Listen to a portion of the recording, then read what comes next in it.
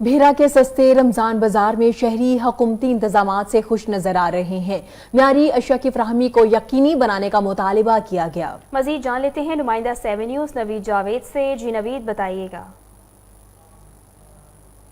जी बिल्कुल, भेरा में भी हुकूमती आदात पर आवाम को बढ़ती महंगाई से रिलीफ फराहम करने के लिए रमज़ान बाज़ार लगा दिया गया है।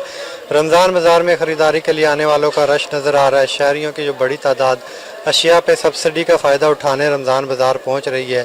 चीनी, आटा, घी समेत देगर स्टॉल पे ख़रीदारों का रश नज़र आ रहा है।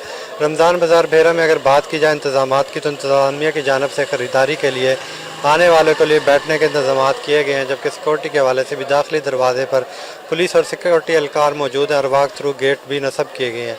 शहरियों के से कबल 1 किलो चीनी की असफी फराम की जा रही थी। असिस्टेंट कमिश्नर मोहम्मद मुर्तज़ा की हिदायत पर फौरी तौर पर रमज़ान बाज़ार में आवाम को 1 के बजाय 2 किलो चीनी फ़ी का फराम करने का हुक्म दिया गया है, जिससे शहरी काफ़ी खुश दिखाई दे रहे हैं। शहरियों से हमारी बात हुई तो उनका कहना था कि रमज़ान बाज़ार का क़याम हुकूमत का आवाम को रिलीफ देने के लिए बहुत अच्छा इकदाम है।